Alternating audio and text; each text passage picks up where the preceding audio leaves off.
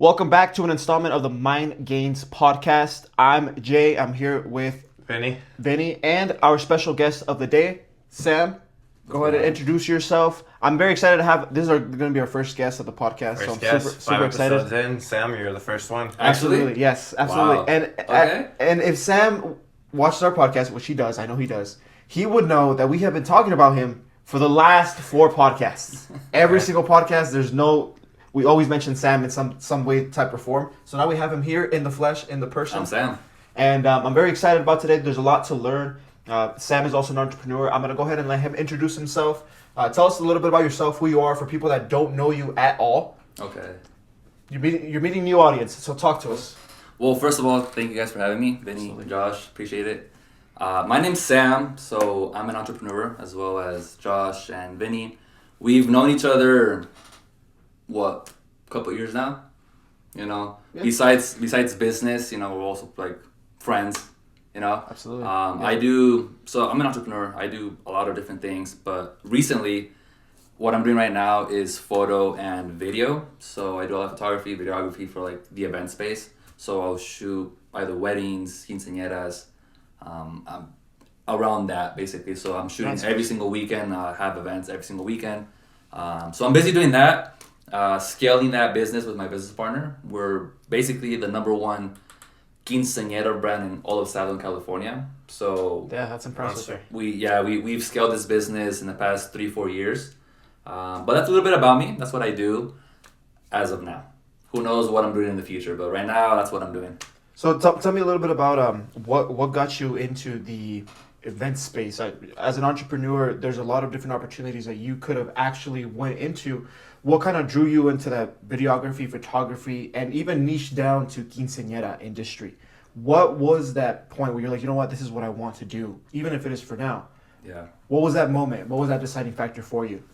So before doing photo and video, I was actually doing construction, right? I was out there, out in the heat during the summer, either doing roofing, either painting, doing tile work, carpet work.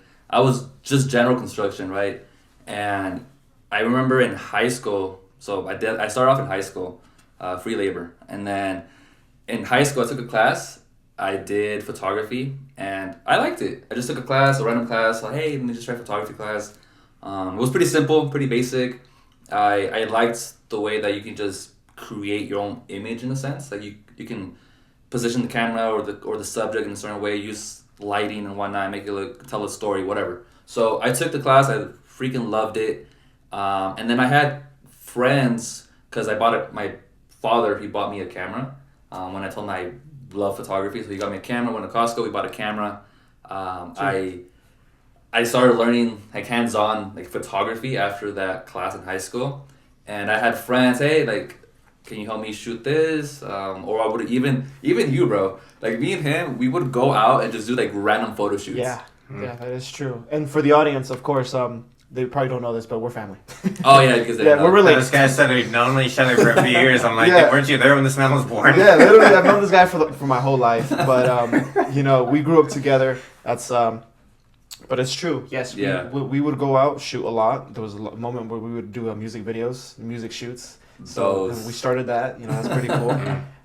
So yeah, man, that's awesome. Yeah, so I would do that, right? And I just felt more and more in love with photography. Like, I love the fact that you can literally just grab a camera, go anywhere in the world, meet people, take photos, create memories, basically just freeze time, and like have that for the rest of your life, right? And you can share that with other people. So I did that. I loved it. And then the idea of doing specifically only quinceañeras, I met my business partner in college. So we were in drama class. I had my camera. We were doing improv in acting class, and I was improvising as a photographer. And I guess he picked up on it, and then he started posing and do some other stuff. And we just kicked it off from then. We began to hang out more. He was doing his own like entrepreneurship with like doing weddings, starting his wedding business. So me and him would work together in a couple of events and shooting weddings together. I learned even more by doing those type of weddings, because obviously shooting a wedding, it's not the same thing as doing like a music video. It's not the same thing as doing like a photo shoot in your backyard, right, with family and whatnot. So I learned a lot, and eventually me and him, we just brainstormed some ideas together, and we came to the conclusion of starting a photo and video company for only quinceañeras. Because, I mean, out here in SoCal, there are so many events every single weekend. Like, the demand here is absolutely insane. So we just worked together, Yeah. and then throughout a couple of years, 5 years, we just scaled this business to what it is today. Like, I'm saying number one in all of SoCal. That's just right now. Just wait until we go into other different states. But yeah, that's kind of like the journey and like what made me want to do this for now. Perfect. Yeah. Well, Vinny, do you have any questions? Because I'm gonna go on a tangent right now. Well, it's not gonna flow as well as what you're gonna ask right now. So Yeah. So I mean, there's two questions that kind of rose up when you were talking about your photography experience. One, college. What was your experience like in college? Do you recommend people to go to college? Did you finish college? Talk to me about that. I want to know a little bit about your experience in college, because I know that's where you met your business partner, but I'm sure that's where you met other people as well. Tell me a little bit about that. What was your college experience like? Would I recommend college? I'd say part of me says yes, and then part of me says no. Okay. Right? I guess it just depends on what you want to go to college and study. For what I did, business, 'cause I studied business administration. I did my concentration in entrepreneurship. What you learn in college, it's basically the same thing you would learn out here. Like, Okay. I don't find the point of going to college to study business or to study an arts degree or this other type of degrees that they offer. Social skills degree? Yeah, I mean, I feel like if you're going to college to study to become a doctor, a lawyer, an engineer, I think that's solid. I think that's a great use of your time. But if you want to study to be a philosopher or some other stuff, it's like, bro, like, there's no point. You're just wasting your time in a sense. However, the good thing about going to college and university is that you get to meet people. You get to network, 100%. meet other people. The college experience, right, just depends on how well balanced you are as an individual. Some people find themselves during college. Some people lose themselves during college. I think it just depends on who you have as your network and the backbone, right, to support you when you're going through that transition of, hey, I'm barely figuring out how to manage my time. I'm barely understanding myself as a human. I'm barely learning how to communicate with other people. You know, you still need that support from either family or friends, right? So I think that's a huge, crucial point as an individual when you're in college, is having that support either from family or friends to help guide you during that process, right? Because 100%. for me, like, believe it or not, I failed my first year in college. Like, I completely flunked school. Oh, wow. Like, That's interesting. Yeah. literally, I went to college. I was dorming. I was basically just partying. I was basically with just like girls. I was basically just Wow. exploring, trying different things. Yeah, I didn't care about school. I didn't give a single crap about like, oh, let me just study for my math test tomorrow. Like, I didn't care. It's like, bro, like, screw your math test. Like, it's retarded. That's interesting coming from someone that and this is context that I know because of your family, from someone that used to do AP courses in high school, from someone that took school so seriously. And the only reason I ever took high school seriously, quote unquote, was because I learned from this guy, right? He was taking AP courses. He was the type of person to take the highest honors classes, Yeah. and I was like, you know what, I'm gonna follow in that path. If it weren't for him, I'd probably be in those classes that nobody wants to be in, Vinny. Trust me. We would- And we I would probably- have never met. Why and you- I would you- have never met him. I would, yeah, because we knew exactly what those classes looked like, yeah, and nobody wanted to be in there. It was terrible. But that's funny that you say that in high school you were so proficient and you cared so much about school, and then as soon as you went into college, it was like whole 180 degree. Yeah. Yeah.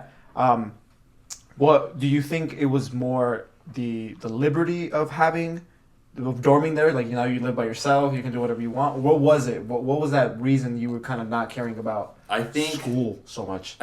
well, okay, so in high school, yes, I took school super serious, right? Like I said, AP classes, trying to get the best grades. I was doing my best in what I knew at the time, right? Was just get a good high school diploma, the GPA, blah blah blah, right? So now, because why you want to make it into a nice university, a good college, right? To study and understand college. So when I did that and I went into into college, I kind of just realized like college is a scam. Because I was in class. I'm like, what? I was like, why do I need this class for? Like, I know this. Like, how is this gonna help me with what I want to do with business? Because in high school, in college, I wanted to study business because since the longest, I've always just wanted to do my own thing. I've always just wanted to be my own boss, not have to listen to people, and not have to wake up at a certain time, or just do my own thing, and just follow my dreams, right? So when went into college and I was taking those classes, I was like, how is this gonna help me? How am I gonna become rich by doing this math class? Like, how is this freaking philosophy class gonna help me make millions? Right? So I realized like this is a scam. It's so stupid. There's no point in this. So I decided to, you know what? Screw that. I won't give it my best. However, I'm gonna focus on developing other skills, right? Which was meeting new people, starting to understand women, dating, different perspectives on certain things. You know what? Let me just focus more on that, because I mean, even for college, like I wasn't really paying that much for college because I would get FAFSA or some type of government help because of like financial situation with my family, right? So I would, let me just learn different things. So I still, and also navigating that new horizon wasn't easy, right? Because I was the first to go to college from my He was family. a pioneer. Nobody else had gone to college. So there was literally no like advice from family members that I could count on to help. Hey, Sam, don't do this, do this, right? I was figuring it out. And also, like, I had someone with me, which is my sister, right? She was also navigating this new horizon of going to college and understanding herself as an individual, and also me understanding who I am as a person, what I want out of life, how I'm able to communicate with people, blah, blah, blah, right? So mixing those two worlds together kind of resulted in me just not caring about school, college, just giving it bare minimum effort and just focusing on other stuff, right? So I ended up, flunking a couple of classes. They kicked me out of the business program. It's like, yeah, bro, you're not making it. You're cooked. You're not making it, brother. Go find a different degree or something. Wow. So, yeah, I decided to just, you know what? After my first year, they put me into, I forgot what the class is, but it's for people who failed the first year who need support, right? They put me in that class. Like and mental then support or? No, not mental support. It was just like if you need guidance or if you need help and blah blah blah. So I was in that class. I was trying to regain what I lost, from the previous year, like the points, the credits, blah blah blah. So I did that, and then sophomore and junior year, I took it a little bit more serious. I might as well just finish through and through, because my parents, growing up Hispanic, I don't know about you, but growing up with Hispanic parents, it's like they want you to go to college. They want you to go to college and get a degree, right? That's the dream for most Hispanics. That's the dream for every Hispanic, like, because they come from Mexico, from anywhere in the world. Hey, go to the U.S., go to college, get a degree, go find a job, right? That wasn't what I wanted. I didn't want to go to college, get a degree, and find a job at your traditional 9 to 5. That wasn't meant for me. I never wanted that. But because I told my mom, I gave her a promise, like, I'll finish college, I just, did better the next following years. Wow, that's interesting. And yeah, I could add on to that with my experience, because mine was similar coming out of high school. I mean, I was a pretty good student in high school. Great College, not so much. And I think it's that in high school, high school is all you know. It's your whole life. So the status of, or the scale of how I'm doing in life in high school is literally just your grades and your sports. If you play sports, that's it. But once you get to college, you see that you have the freedom to make your own choices. There's so much more out there than just school. So having that realization, it's like you kind of have the choice to prioritize other things or take these classes seriously, So Yeah. I had a similar experience. About a decade ago, I don't know if you remember this, I remember this clearly. You even had a business in high school. You had a business in middle school. Yeah. Okay, this guy would literally have a whole candy business, and you would have multiple people You're working. one of those chili sucker guys. Yes, and I would have and you would have multiple people working under him, Yeah. right? Doing the sales, right? Doing Yeah. the sales. Literally an operational system, even as a young adult. And so Yeah. the question, I guess, is more reframed to people that would cater more to being entrepreneurs. Mm-hmm. If that route were to be changed for someone like you, where you had the option to see that school wasn't what was for you, would you have made that transition sooner? Or do you think that college was necessary in order for you to learn your skills that you know now and be a business owner that you are now? Because that's where you met your partner. Yeah, That's where I you- think Yeah. I think school is a good ground for upcoming young kids, minor adults and whatnot, because it helps you keep yourself accountable in a sense, right? There's obviously, if you go to school, right, and like there's homework due, your teacher, you have to study for a test. That doesn't really much matter in college so much because it's your choice whether you want to ace that class or don't care about that class because you just don't care. That doesn't really matter, right? But nowadays, or even back then in high school, you need to pass or go through that high school and get that high school degree because you need it for what, to get a job at McDonald's. You need it for basic stuff. I think, I don't know if I would have flunked high school, but I do think it's necessary because you learn a lot about like understanding how to time manage some things. Sometimes you understand how to take notes. You begin to understand that it's important to study and learn new things to help out with like different perspectives of certain things or certain topics. Just like the basic stuff that's gonna help you navigate life. We learned that through elementary and high school. Not everything's necessary, right? Like statistics or calculus, chemistry, right? Like it just depends on what you want to do. But I think it helps to inspire certain things as an individual, right? Let's say you want to become a math teacher and you take math class and you freaking love math class. But let's say, you know what, I want to be a legal drug dealer, a pharmacist, right? That's one way to put it. Chemistry would be, I'm assuming, fascinating for you. Or if you want to be a doctor, biology, anatomy, you would love that class, but you would hate everything else, right? Because deep down, you want to be this type of person. You want to be a doctor or whatever the case may be. I think it's cool because it kind of just like broadens your horizon and your perspective on different things. And you're able to just see different stuff, experience different things in a sense to find what you want, right? For me, I still liked school though. Like I still liked high school. I still liked the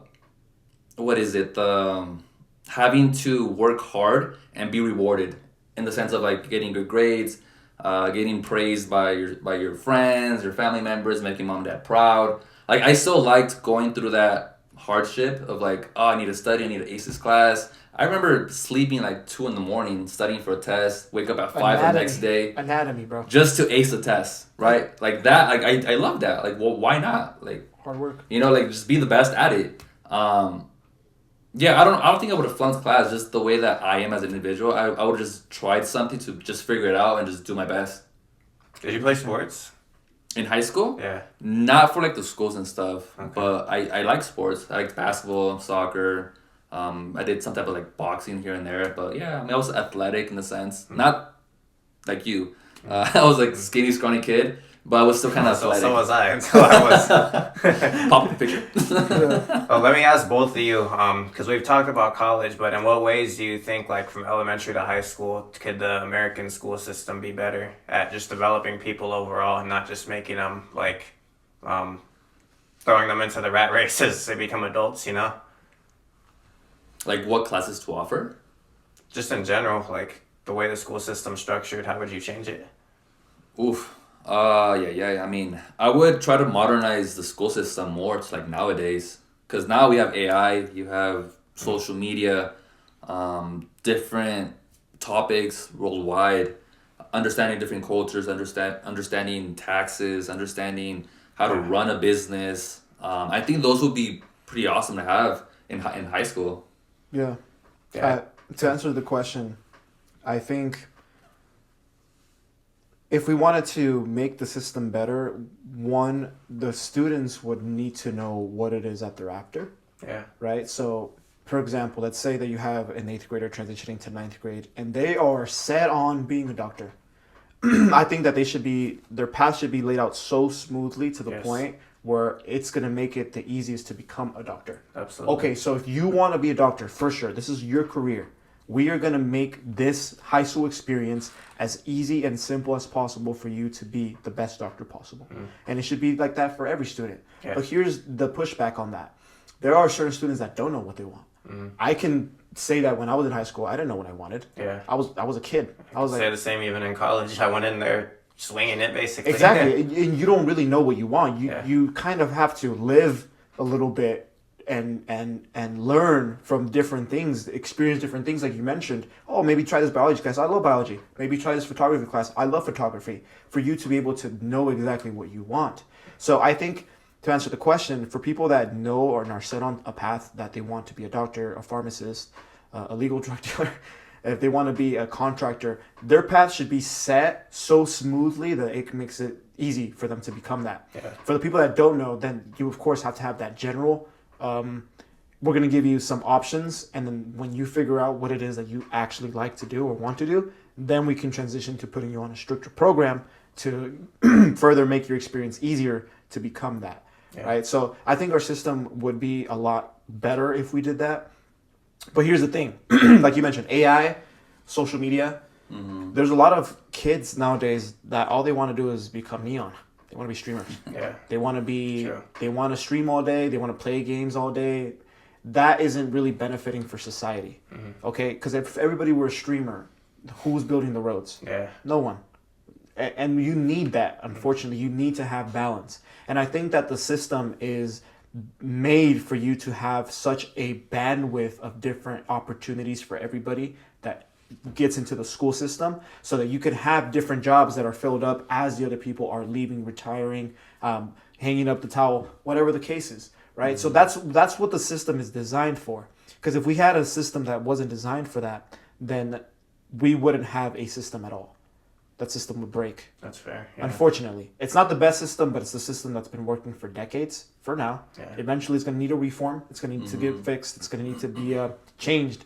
But for now, that's what works, and that's what I would do, me personally. Yeah, hope that answers the question. Yeah, no, when Yeah. going back to everyone wanting to be streamers, I think we've always had that though, because our generation was like YouTube, and I think we all wanted to dabble in that at some point. 100%. So I think no matter what's hot content creation wise, at that certain point, you're gonna have all the kids that it's their dream to do that. It's just some people snap into reality. Let me push back on that, though. Yeah, What about kids, for example, in like other countries, Japan, China, specifically China, Yeah. where you have the younger generations all wanting to be engineers, all wanting to be doctors, all wanting to be actual professions instead of being streamers.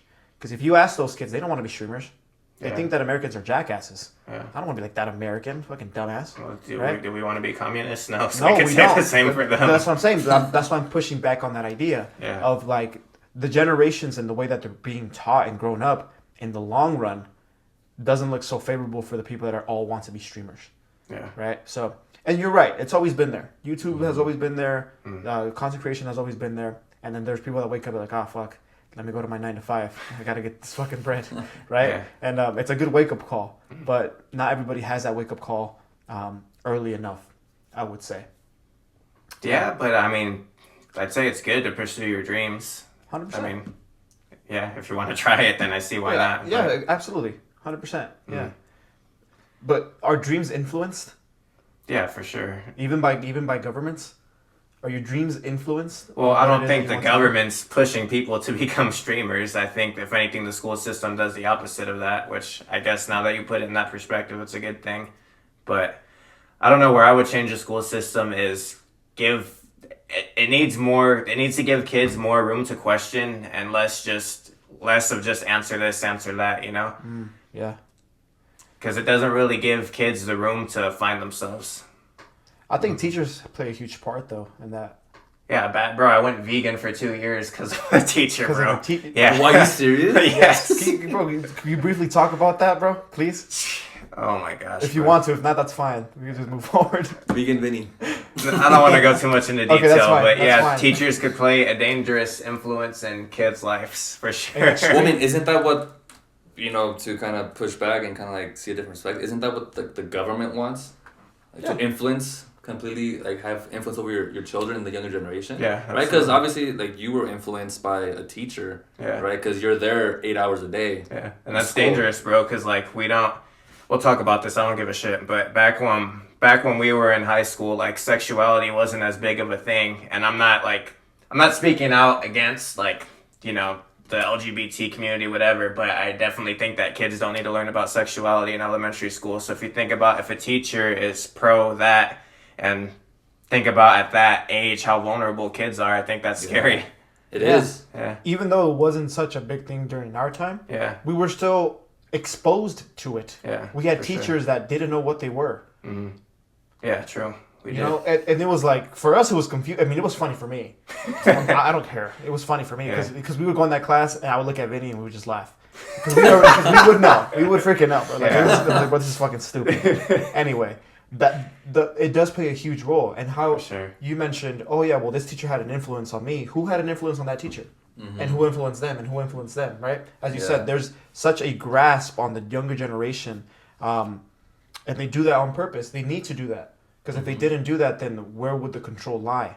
Yeah. Where I would the think influence lie? kind of having checks and balances is important in high school too amongst teachers because we had that teacher, but then we also had a teacher that we would complain to that teacher about. About the other Yeah, teacher. show her our essay.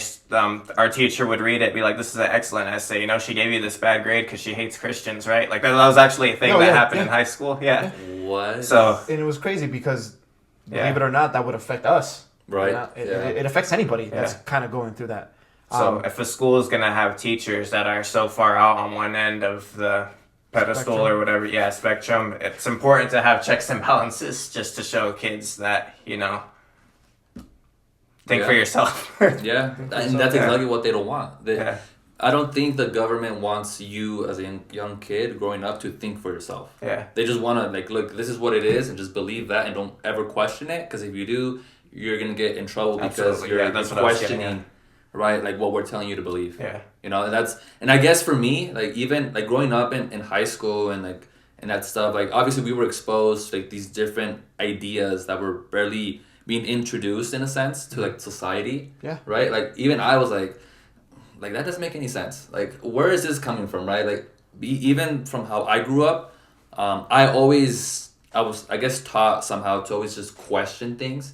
Although my parents never really liked that, or other people were fond of me always having to question stuff because I've always just been curious. Like, hey, like I don't understand it. Help me understand that. Like, what do you mean by that? What does that mean? Where are you getting that from? Where is this idea from? Like, why do you believe that? I would always just question to be able to understand other people and kind of see what they see from their perspective. Yeah. And some people will see that as cocky, right? We're like, oh, why is he asking so many fucking questions? Just gotta shut up. Yeah. Well, you notice in high school, teachers hated you if you questioned everything. I mean, I Oh. think Josh is a prime example. Teachers hated this guy. Bro, they hated me. But that's just because you didn't just follow the grounds that they set, which I think is fine. You know, kids should question what they're being taught. Kids should have the freedom to know why we're learning y equals mx plus b. How am I going to apply this? And if you question it, the teacher's like, all right, you have a permanent seat next to my desk for the rest of the semester. Like, Which, fuck by that. the way, for the rest of the years, Yeah. for 4 years of high school, I had a permanent chair. No way. Yes, I did. Yes, I did. Yeah. And then the one teacher, I'll give you a hint, Sam. The one teacher, AP Euro. Uh-huh. I was the second student to be kicked out in the decade. You were the first. yeah. So I mean that says a lot. Oh my Um, god, that is but- so funny. But I kind of want to dive a little bit closer to because you went to school a lot earlier than we did. You know, Yeah. when you were in high school, when you graduated high school about a decade ago. But you said that you were kind of barely getting introduced to these weird or interesting different ideas. Mm-hmm. How did that look like for you? Because for us, I think it was pretty evident. Like, hey, this is what we're trying to do. But for you, how did that look? Were those ideas a little bit like different, weird? When you came across something that wasn't as traditional, would it be something that you're like, what the hell is this? What are they doing? I mean, it wasn't like it was obvious, right? In high school, you would meet certain people, and then like, the way that they talk to behave, like, oh, like okay, I get it, right?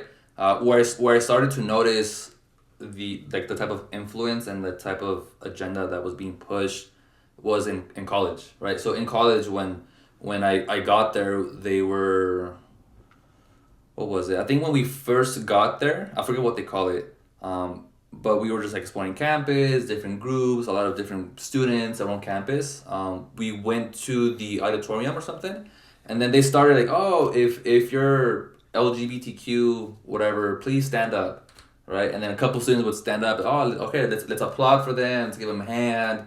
And then I forget what else they were doing. But I remember the moment I realized and I saw that, I was like, oh, okay, I guess this is what life is. This is college.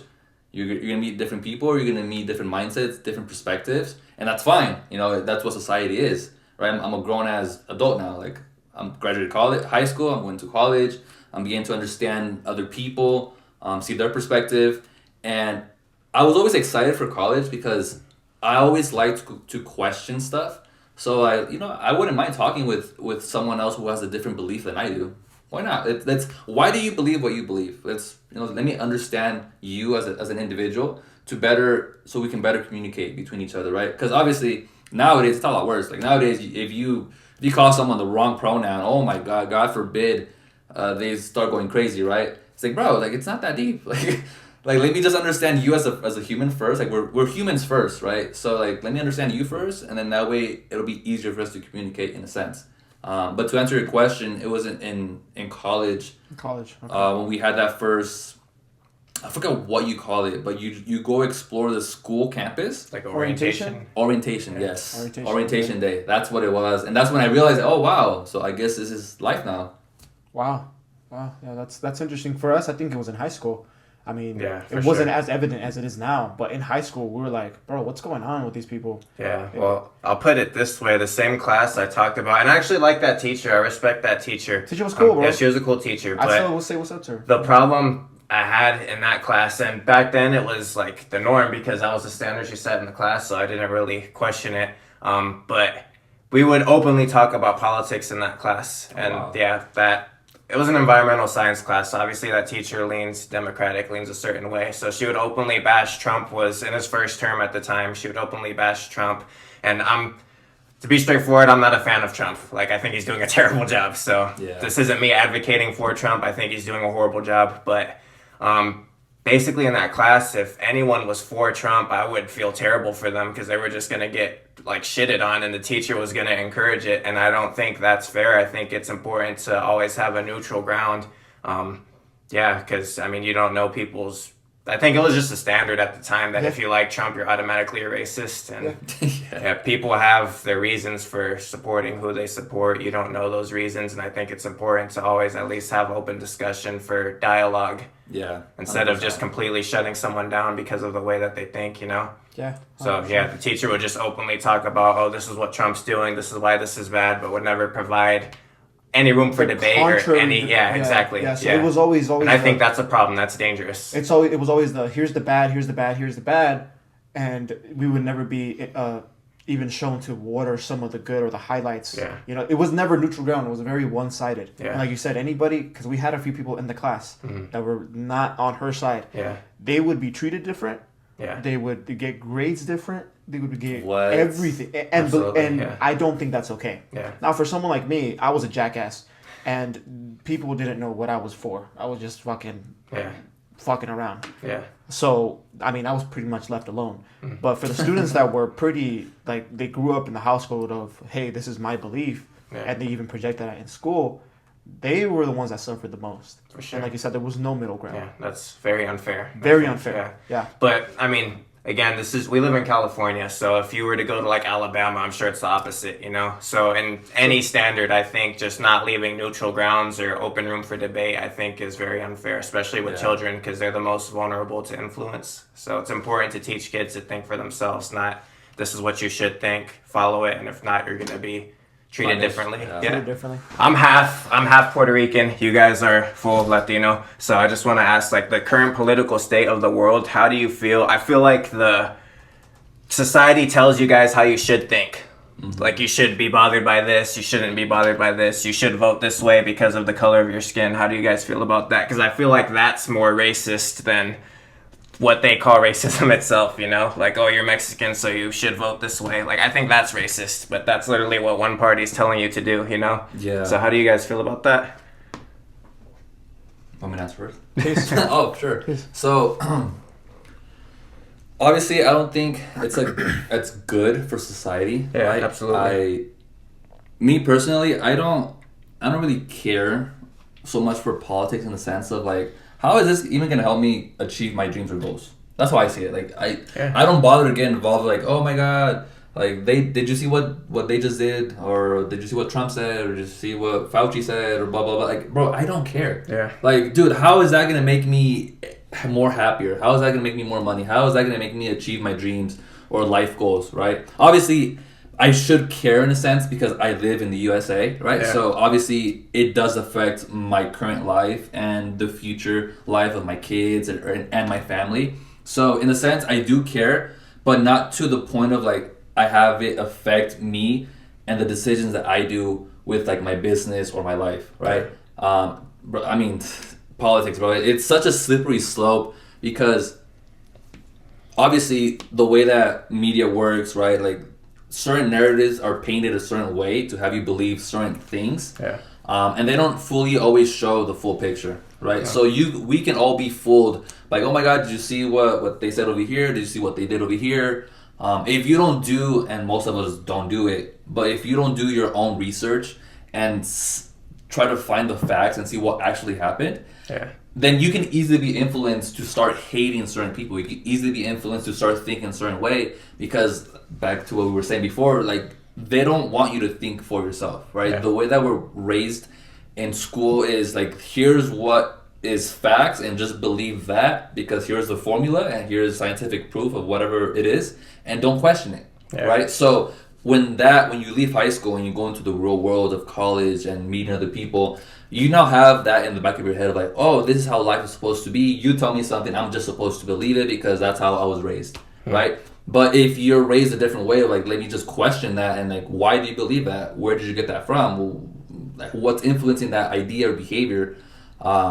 That's where I think it gets, at least for me, it's a little bit easier to see both sides of the story and the coin because I just, like, bro, like, sure, tell me whatever you want about XYZ person.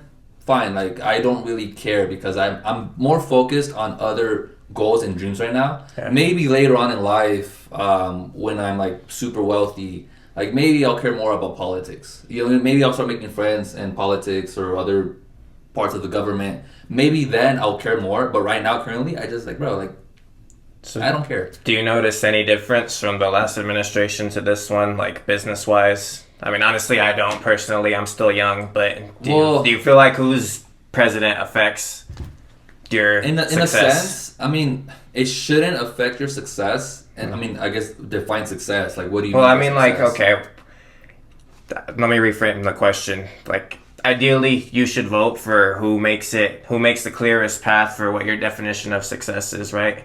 I mean, maybe not, because if someone lowers taxes but fucks everyone else, then that's a Yeah. problem. You shouldn't vote for that person, right? But Yeah. I guess just what I'm trying to ask is, like, think about taxes, think about wages, cost of gas, everything. Like, Yeah. do you think that affects your ability to achieve success, or are you just going to perform regardless of the circumstances? Well, obviously, it does affect in a sense, Mm-hmm. right? I guess it also depends on what business industry you're in, Yeah. right? Obviously, if the current taxes are absolutely insane for business owners, right? Like they're getting taxed like crazy, or if gas prices are a little bit wild, that does affect your day-to-day business. Yeah. But I don't think it should fully influence or affect your overall end goal of becoming rich or whatever it is, success for you. Because there's multiple people that started businesses when Biden was in office, Yeah. and also when Trump was in office, right? Look at those people now. Like in 2016, 10 years ago, Ghost started their business. Yeah. Look at them now. Yeah. Going like crazy. During Biden administration, you had different people start businesses. For example, us. We started a business right in 2021. Biden was in office post-COVID.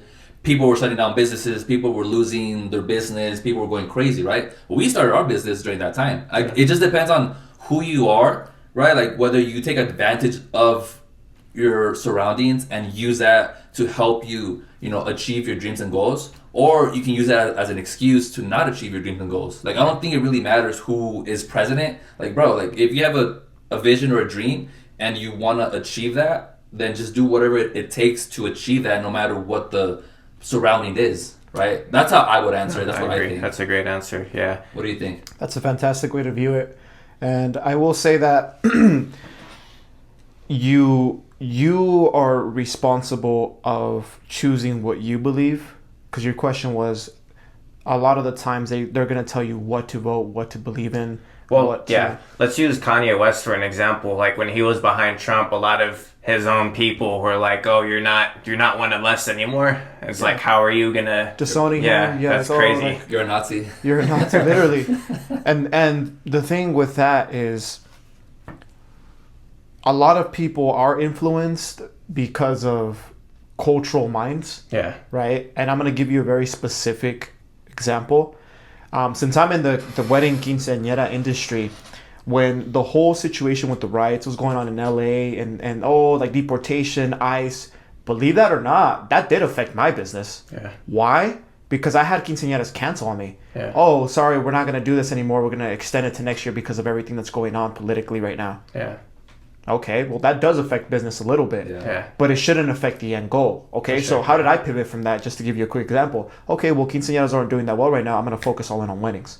Let's just do weddings. Weddings aren't going anywhere. Yeah. Weddings aren't getting, people aren't getting deported. Fucking weddings everywhere. And not just cultural thing. Yeah. And so that's, you have to adapt as a business owner to the Yeah. situation that you're I placed in order to continue to do business. And like you said, people can look at opportunities or they could look at it as an excuse. I could have said, That's oh true. my gosh, my business is going down. I should quit. Yeah. Idiot. Right? Like, No. look what TG did during COVID. Absolutely, Yeah. that's what he did. Like that, even him. Like that's a perfect example. Yeah. You know, I don't think that you should be 100% politically swayed just because of a certain culture sees this perspective. Yeah. And I'm also going to share a different perspective as someone that meets a lot of new different people. I was actually on a date with a lovely woman. She was fantastic. Everything about her was amazing, and we kind of tapped into the political space. Although I don't like to do that while I'm on dates, it kind of popped up, and her question was, "Oh, so how do you feel about your future? Your future is going to be directly affected because of the conditional state of the United States." And in my mind, the first thing that came to my mind, I was like, "One, what makes you think I'm going to stay here?" Two, why do you think it's going to affect me? Is it going to affect the common man, or is it going to affect the people that are actually trying to get out of that political base level wage stance? And I was like, I answered the question very proficiently. I said, I don't think that has any effect on me. And she was like, why not? You're going to live here for the rest of your life. I was like, how do you know that? It's a I was bold like- assumption of you to make. I was like, that's very easy for you to assume that I'm going to be here by the time, like, this is going to affect the common person. I said, if you're still working at your common McDonald's in the next 10 years, you are fucked. Yeah. I was like, that's not what I plan on doing. I was like, so you get to decide the type of political state that you want to be in. Yeah. Because we know that there are a lot of people that are wealthy that are now in that position where they have the liberty to be wherever they want. Yeah. They don't have to be here. They can be in Romania. They can be in Australia. They can be anywhere in the world Yeah. that politically fits what they're trying to do or what they most believe in. That's true. Right? So to answer your question, yes, although it does have a direct effect on the people culturally and mentally, I don't think that as an entrepreneur you should be affected by that directly. Yeah. You decide that. That's a choice that you need to make. Yeah. Let me kind of reaffirm the question because Sure. great answers both you, but I wasn't even really trying to get into it business wise. What I was kind of trying to say is, so like as Latinos, I feel like most of us were naturally more conservative. Like we're mostly raised in religious households, very traditional as far as marriages and stuff go. But we tend to vote for the opposite of that. If you look at the statistics in California, Yeah. at least, in other states it might be differently. I'll use a great example. When the U.S. went and captured the president of Venezuela, everyone in the U.S. is like, "Oh, that's wrong." Like, Why would bad, you do yeah, that? bad. But in Venezuela, everyone's like, "No, like, shut up. This is great. Like, this is the best thing that's ever happened to best us." thing And ever do, they were throwing yeah, parades. and I'm in a committed relationship with someone that was born in Venezuela. So I'm Oh, not saying I'm qualified to talk on this, but wow. yeah, I could speak for what the people of Venezuela think because I live around them. So Yeah. it's like that. Like society tells you because of the color of your skin, you have to think one way, but you Yeah, know, but just here in that's- the U.S., like I don't noticed even think that. that's just here in the U.S. I think that's everywhere. Yeah. You know, if I'm going to use this as an example again, if you go to Japan or if you go to China, they think we're idiots, bro. They sure, think yeah. we are fucking burger brains. Like they think we're dumb. Yeah. Okay, and majority of the people are. Oh, you're Yeah. you're American? Oh, this guy's a fucking jackass. Don't listen to that guy. He's a fucking dumbass. Yeah. Right? He's so politically swayed by everything that's going on. He doesn't even know what's going on in his own country. Yeah. Why do we have to listen to that guy? So I think that wherever you go, there's certain influence, regardless, right? And you have to do your own research, like you mentioned, Sam, to be able to make a correct choice on what it is that you believe, Yeah. and even disregard the business. You need to look at all the information. You need to allow everything to come in, and then you pick out the parts that make sense for you and what you truly believe in. That's what I would answer that question. Great Yeah. answer. Yeah. Yeah. Yeah, no, I agree. Everyone should be thinking for themselves. And tying back into business, I definitely agree that whoever president is definitely going to affect the economy, but you shouldn't let it shape your world. And in 100%. general, on both sides, I think being too obsessed with the president is weird. Like, I would never fly a Trump or a Biden flag in front of my house. That's crazy. So, No, exactly. you know, the president doesn't rule your life. You do. You do, and God does. 100%. And if you're the type of person that's going to blame a president because of how your business is doing, then you probably shouldn't be an entrepreneur. Yeah, I agree. Yeah, 100%. like if you're going to let, like, oh, my businesses went down because of Trump. Yeah. It's like, no, bro, you're just a dumbass. You're a dumbass that didn't know how to run your funnels correctly. Yeah. Yeah, you Yeah. suck at marketing. Exactly, bro. So after that tangent, I think that was perfect. I love all of you guys' responses. I kind of want to steer back into the business side because we have an amazing entrepreneur in front of us. Yeah. I want to ask you, do you still remember the first dollar you ever made in business? What was that experience like for you? Yeah. And if you were to go back, would you do anything differently? Wow, my first ever dollar made in business. I do remember, and we kind of touched on it previously. It was in high school when I was selling candy. Right. I was selling candy to students. I was selling candy to the teachers. Everybody was getting candy from Sam, bro. I do remember that. I remember Sam the Candyman. Sam the Candy Man. I don't remember why I started selling candy. Actually, no, I do remember because I remember I saw like the hustlers who would sell chips and stuff in high school, right? We all know a kid who would just sell chips. There was a guy that sold burritos when we were in high school. I wonder where that guy is now. That guy was a monster. Yo, he would sell burritos, bro. Yeah. Actually? Yeah, that's crazy. Were they good? Ahead of his time for sure. I never tried one. You never tried the burritos? Me neither. But people went crazy for them. Yeah, they went crazy. Bro, I mean, okay, yeah, there you go. So I remember being inspired by someone when I saw them sell chips. I was like, yo, like, I don't like chips. What if I just, like, sell what I like to eat? Some candy at the time. So I remember I went to my local grocery store that same day. I'm like, hey, mom, take me to the store real quick. And I got this big bag of just, like, lollipops. Sandia, mango. If you guys know what I'm talking about, like, those chili ones. Chili Freaking puffs. phenomenal. Tamarindos. I would find whatever I could. And then the next day, I just made separate bags. Hey, bro, I'm selling candy. You want some? Like, oh, what do you got? Kids. Yeah, here's what I have. Like, oh my god, that's amazing. Yeah, how much? A quarter. Like, a quarter each? I'm like, yeah, but if you buy 4, I'll give you one for free. Bro, even back then, dude. Oh my, I don't even know, bro. Even back Offer then. so good that you would feel dumb to say no. Yeah, literally. Exactly, Hermosi, bro. Literally. Yeah, so I remember I did that, and then obviously the word got around. Oh my god, Sam's selling candy, and they're freaking fire ass candy. Hey, Sam, you got candy? Yeah, of course you got candy. And then obviously that kept going pretty well. Eventually, I started hiring friends to also sell candy for me because I was like selling out every single day. I was just selling out, bro. I was like just busy every single day. I remember I would pay my people like $100 a week. Like, here's $100 for just helping me sell candy. Bro, I was making like, I forgot how much I was making in a week, bro. I was like, I always had money on me. That's for sure. In high school, middle school, high school, I always had money on me. People were like, hey Sam, like I need $1 or I need this. I always had money on me, bro. I always had it. So yeah, that's the story. That's what I remember. Selling my first ever dollar was candy, paletas. Candy. Yeah. Okay, transition to real world. Like when you launched your first official business, what was that first sale? First high ticket sale? My first ever sale. High ticket, obviously, is with my current business. Yeah. I remember selling, I think it was photo and video for a client. I think it was like, at the time, like $3,000, for the event. Okay. Steal.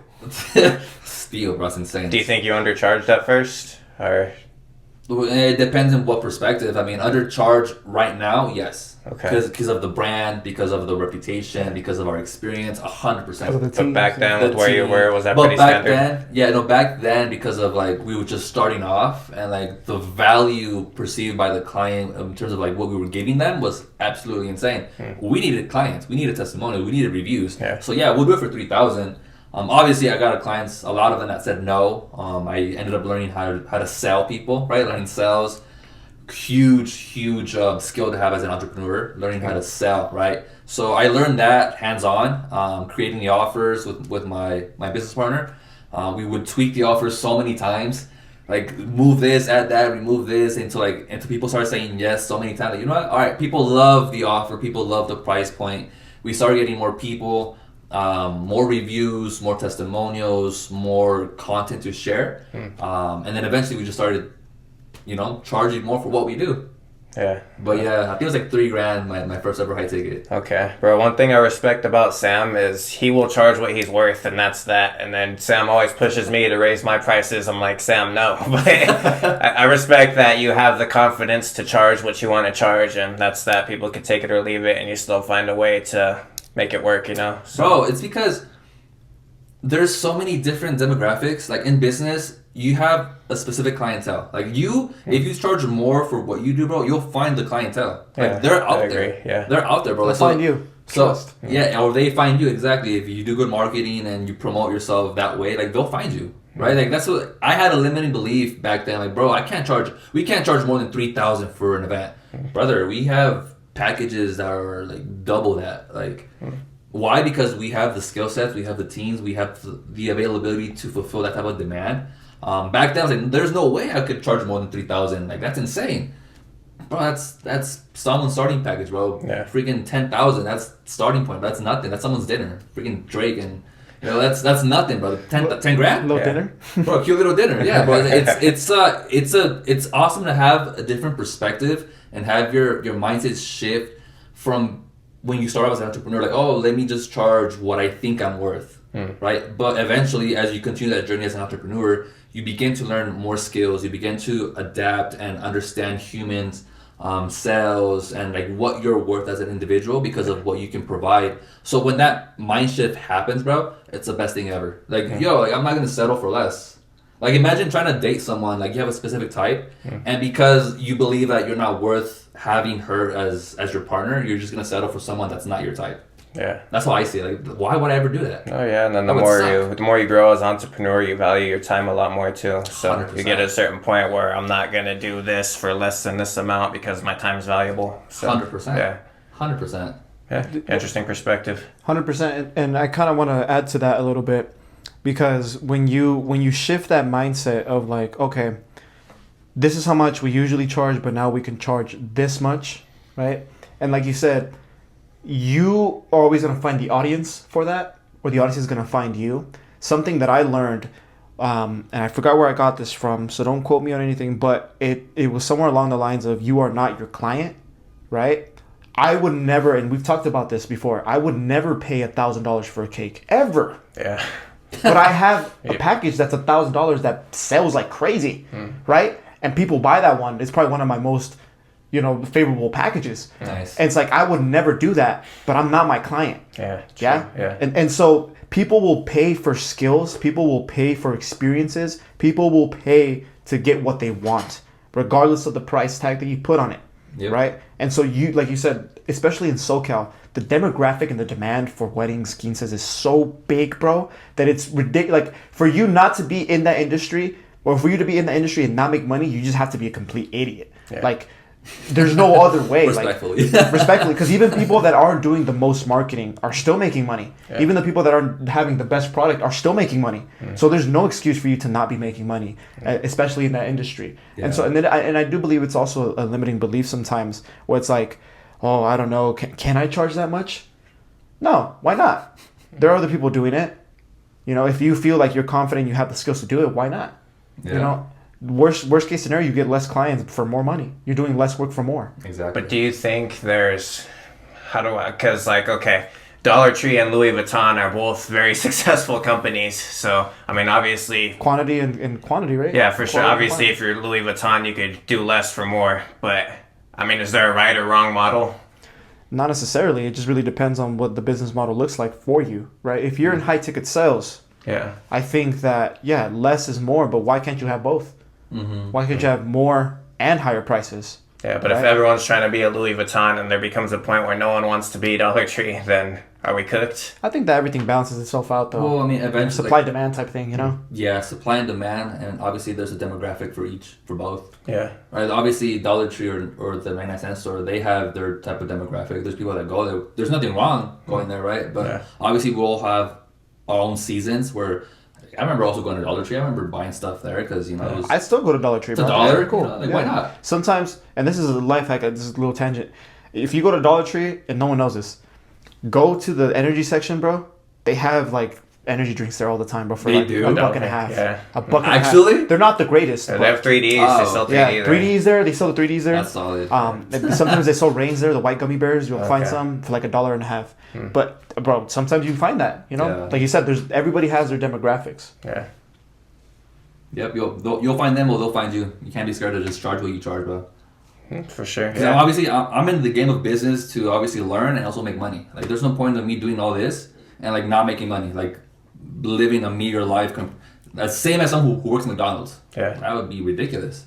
What's the whole point of doing this if I'm be the same as them? Might as well just go do that. Yeah. Less stress. Yeah. Well, I think it also depends what you're passionate about too, because, I mean, yeah, obviously for photography, you're not going to charge Dollar Tree prices, but you know what I was getting at was, maybe Dollar Tree's not the best example. There's Louis Vuitton or there's like Amazon Essentials, which is what I'm wearing right now, this T-shirt. So, you know, you need both. You need people that are willing to be the Louis Vuittons, but you need people that are willing to settle to be the Amazon Basics, because Amazon Basics is $1 billion company too. So Yeah. I'm asking you, like, what, like, should every business try to charge a premium price? Should every entrepreneur try to charge a premium price? Or No. should some people settle and be like, hey, I'm just going to pump out volume and try to be the guy that sells the most shirts rather than the guy that sells the most high quality shirts? It depends on your. I think it depends. I'm gonna answer this. I think it depends on your business model, Yeah. right? Like for example, you're in the business of volume.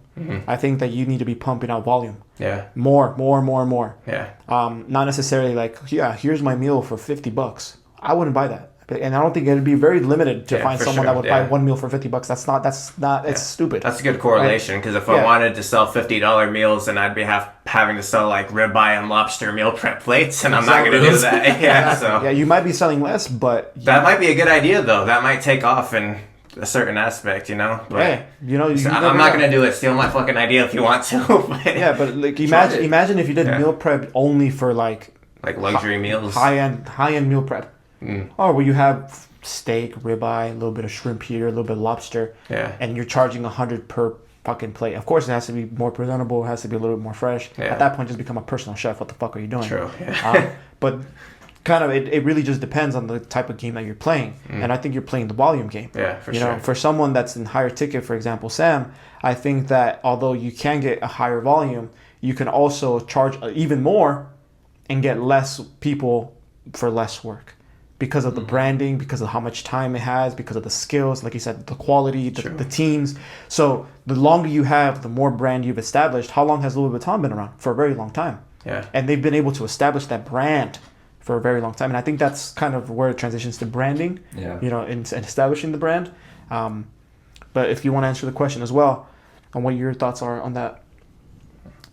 I think you guys are very niche down, and that plays a big role into it too, because tying into photography, like you could be a guy that only does headshots and just try to get as many people to take headshots on a weekly basis as you can. Yeah. And then that could be a model that works, but do you want to be a guy that's shooting 8 people a day, 7 days a week, or a guy that does one big event on the weekends? So Out I of think it just- context, yeah, out that's of a good- context, that would sound crazy. Anyway, Right, photography. photography, Okay. shooting photography. Yeah. You're shooting 8 people. You know what I mean? Yo. You know what I mean, Yeah, bro? I know, bro. I'm gonna clip this. Just 8. I'm gonna clip this. I'm not talking about sniping people, bro. I'm talking I'm about gonna little clip pictures. this. No, but to answer your question, I would say I don't think you definitely need both businesses, right? You need both people, those that charge higher end and do less work, and those that play the volume game. Yeah.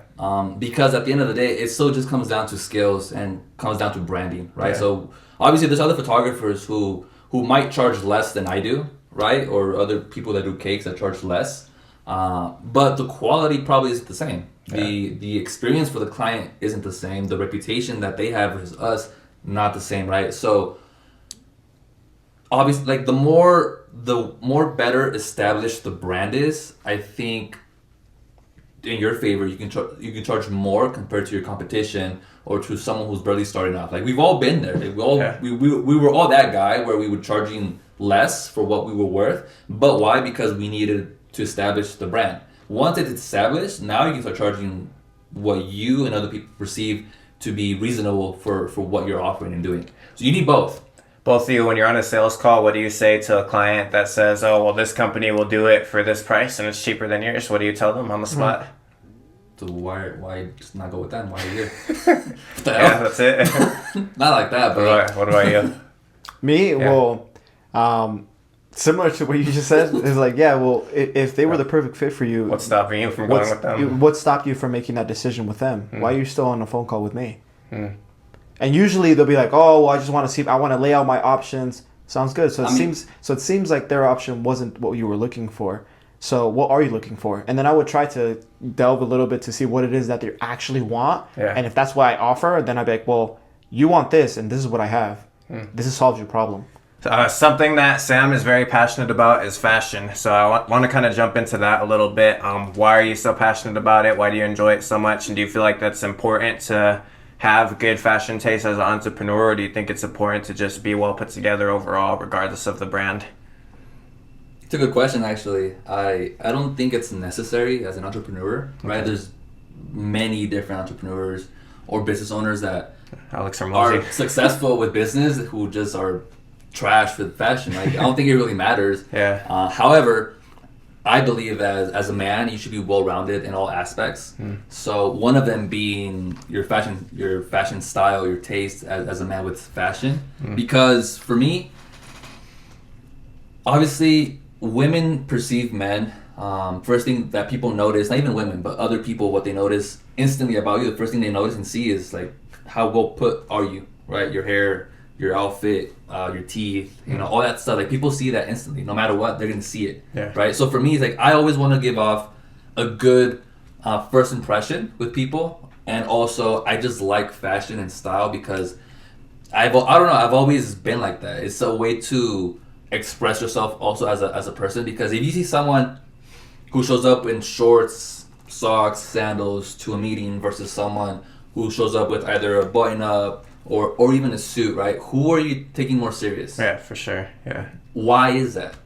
They just look like they're respecting not only themselves but you more, because they're showing up to your meeting. If they're dressed like a slob, it's like, do you even want to be here? Are you taking this serious? Like, Yeah. Right? So that says a lot about a person. The way that you present yourself to others says a lot about you. Not only like I respect you, but like I also respect myself, and I care enough to be presentable to show other people that, hey, look, like I take care of myself, right? Why? Because I have standards. I have certain ideas or things that I want to do with my life, and one of them helps me by being presentable with you or with those around me, right? That's why I like fashion and style. Also because girls also like that. Like I'm assuming they would rather see a man who looks presentable and is well put together compared to someone that just dresses like they don't give a crap. Yeah. I would assume that type of high quality woman that you want or that we want, maybe, I'm assuming that's what they would like, So that's what I think, and that's what I would say in terms of that and with fashion and whatnot. Because I know you have a different perspective on fashion. Oh yeah, I'm gonna push back 100%. So, I do agree. No, I think you need to be well put together. Okay, I don't want people confusing that I just walk and put on a fucking random shirt has the fucking stains all over it. Like, no, I don't do that. Like, I still choose out. What I opt in for is simplicity and just making my choices in the morning easier. So if I have 3 color shirts to choose from, 3 pants to choose from, 2 pairs of shoes to choose from, it's not difficult for me to be like, what am I going to wear today? It's jeans, shirt, shoes, get the fuck out of the house, right? So where I'm going to push back is yes, the way that you present yourself is super important, but I have met some fat motherfuckers that dress well, but they're still fat. Okay, that doesn't make it any better, and I don't think any woman would find that appealing, especially the high quality woman that you were talking about. And I'm sorry to use fat people as an example, and I know Vinny's fucking dying. This guy's fucking dying. But I heard someone say this, and I think it's so true. He said the body is the fit. The type of way that you carry yourself as like your physicality, right? No one gives a fuck how Alex Hormozi dresses because he's fucking jacked. Yeah. This motherfucker can wear a beater. This motherfucker can wear a regular shirt. It doesn't matter. He's jacked, right? And so even then, if you were to walk in a room, I would still have some type of respect for him, even if I didn't know who he was, because I can tell that he respects himself because he takes care of his body, right? So I think physicality is number one. If you can actually take care of yourself as a human, you put on some muscle, you're not fat, you actually look well groomed. I think that speaks more volume than what it is that you're actually wearing. Now, I'm not going to say that it's not important to wear really nice stuff. I have really nice outfits too that I wear on special occasions. For the occasion, yeah. For a special occasion, like if I'm going to go out to a really fancy dinner, I'm not going to pull up in this. Like I'm going to actually take my time, dress well, groom myself, etc. But on a regular basis as an entrepreneur, I think it's easier for me to wake up, know exactly what I'm going to wear, and get to work as quickly as possible. Because that's my notion of work, right? How fast can I get from point waking up to get to work, right? And if I can mitigate the amount of time from there, I can also expend the amount of work that I can get done. And so that's where my idea of fashion kind of sways a little bit different from you. Not necessarily though. Like I think it's still kind of in the same spectrum. Like I still can dress well if I wanted to or for the occasion, but it's just for certain occasions, not all the time. Yeah. Like I first started, my last answer was as a man you want to be well rounded. 100%. Right? Not physically like rounded, but like just like in all aspects of life, in your fitness, your fashion, that type of stuff. So with the example of the fat guy being well dressed, and like, yeah, he may be well dressed, but he's still lacking in the other aspects 100%. of being a well-rounded man with his fitness, right? So for me, it's like, maybe because I've been doing fashion for so long, like I just find it super easy to make an outfit. Like I have all the basics in my closet, so I can just put this with this together and it always looks good. Why? Because they're the basics. There's the simple staples in your wardrobe that if you mix and match with whatever it is, it's always gonna look good no matter what. Right? So for that brain power, for me, it's like it's minimal because I already have what I need to make any outfit look good and nice. Plus the experience of previous years of like, oh, combine this with that, mix this with that, wear this instead of that. It makes it super easy for me to do that because I already understand it, right? So for someone who doesn't really understand fashion as a business owner or as a man, the easiest thing that you can do is literally just like buying staples, basics, and just putting that together as a starting point. Eventually, the more you understand those staples, you can start now adding on like, oh, let me put on a jacket, let me put on a denim jacket or a coat or this and that, depending on the season. But like what you do is perfectly fine. Like there's no issue with that. I wouldn't limit myself and the fashion style to just like, oh, it's because it requires so much brain power and it's more complicated to make this outfit put together because of blah blah blah. It just experience, and just having the basics. Exceptions don't disprove the rule. I will push back again. There was that quote. Yeah, I love that quote. I will use it everywhere. But what I'm trying to get at is that there are some people that don't operate like that. Yeah. There are some people That's that fair. they'll put on an outfit like, oh, I don't like what I'm wearing. I won't say who, I won't say what, but they will change their outfit 10 times before they actually walk out the house.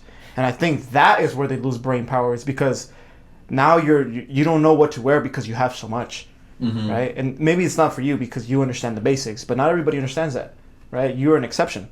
For people that aren't exceptions, they're going to be totally... I'm sure there's plenty of men that understand. I'm not saying that there's not. I'm just saying that there are some people that don't. Yeah, that's true. Some people that don't, that struggle. Oh, this doesn't look good. Let me go change. And for me personally, I don't want to go through that. So it's like, this is what you have. Choose.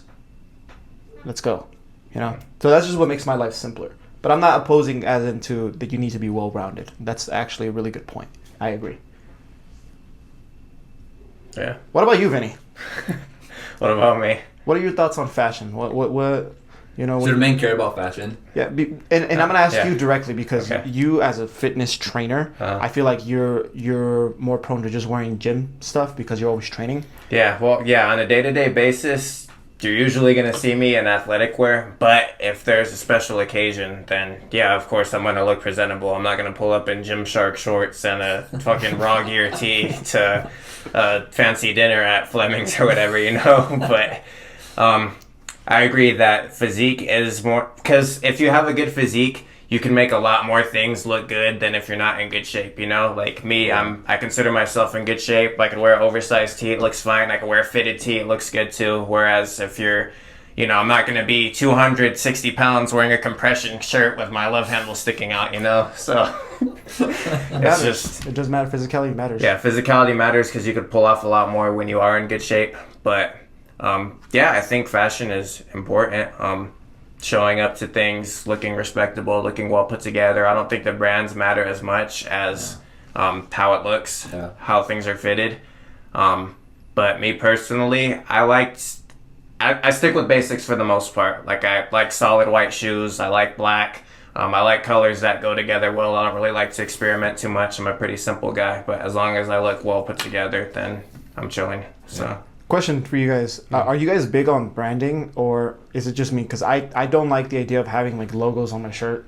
I don't like the idea of having like I just want solids. Yeah, I used Solid to be, colors. but I think I outgrew it at a certain age. You know, when we were in high school, I mean, I think you did too. We all liked the Supreme. We all liked the Bathing Apes. And as we gotten older, like I like stuff that looks luxury, like Armani, and you know, once we get there financially, like the Louis and stuff like that. But yeah, I definitely value simplicity and versatility more now than big, loud, flashy logos. I agree. Same. Yeah. I'm not big on like having logos on my clothes. I just find it like I don't think you really need it. Obviously, there's people that will buy Supreme, people that will buy crazy brands and spend like 10 racks on clothes just to like try to show off. Yeah, is Supreme even True. popping like that anymore? I don't think so. I mean, I haven't kept up with it, so I wouldn't. Yeah, I haven't bought Supreme in so long, bro. I have no idea. Yeah, Like, it's been over. Maybe, I'm sure they still do drops. That's for sure. I'm sure they're still in business. But to answer your question, I don't. For me, I'd rather have it simple. Type of like if you know you know type beat. Like, Yeah. that's pretty much If you know, it. you know. Yeah. If you know, you know. Yeah, that's Pretty about much. it. So you touched a little bit on how important it is to present yourself even in the dating space, right? Yeah. So I kind of want to ask you, as a man, as an entrepreneur, how is dating a little bit different, or how has it been a little bit different? What's your experience with dating? Do you think it's important as an entrepreneur to date while you're on the journey, to wait a little bit? Talk to me a little bit about dating. I want to learn a little bit about your experience on that. Even past experience too, if you want to share anything. Yeah, I mean, for dating, I guess nowadays it's even a little bit more complicated because of like social media, because of like all this other different things that women are able to see on social media. Because back in the day, right, if you were an entrepreneur and you were doing your own business, I'm pretty sure it was easier to date a nice, cute girl that's like in the area, you know, around you. Because she wasn't really exposed to like the other business owners around the world, right? Those who are in Miami, those who are Sharks. somewhere else, right? Sharks, like bro. all these other individuals who are also successful or Yeah. also doing their own business. I'm pretty sure it was a lot easier back then compared to now, because nowadays, yeah, you have your own business, yeah, like you have dreams and aspirations, and because we're men, like we live in competition. So obviously, there's another guy who's also doing the exact same thing or even doing it better. Right, and the way that he puts it on social media, like maybe that same girl that lives near you or that you want, other guys want. Why? It's a lot easier just send her a DM. Right. Hey, look at my life. Look at what I have. Yeah. You know, like, oh, look at that. Like, don't talk to that broke. He talk to me. Like, I got money. He doesn't have money. Right. So it's a lot harder nowadays, in a sense, to be able to date quality women, like the women that everybody wants. Quality women. It's not that easy to, I guess, have them. However, I would say currently right now, if you're an entrepreneur, I think it's wise to focus on having money first and creating that business rather than trying to prioritize women. It also depends on what your end goal is, right? Maybe you just want to find a wife. Maybe that might be easier for you, or maybe you just want to date around. who knows, right? But nowadays it's a lot more harder, I want to say, to find, at least for me, a woman that I want to call my wife, right? Like, you can just date around. That's easy. That's not that hard. But finding someone that you want to spend the rest of your life with, trying to find someone that you want to help you with your business and like grow as a person, it's not that easy nowadays. And I find it a little bit more complicated. You could say it's because of expectations. You could say it's because of like, oh, you just have high standards. I don't know. It's not that easy, but it's not impossible. You can settle and just date anybody that you want, or someone that you don't really like. Easy. That's not hard. But committing to someone that you actually want and that you desire, I don't think it's that easy. Especially nowadays, because there's just so much going on. Like, women are being bombarded every single day in their DMs.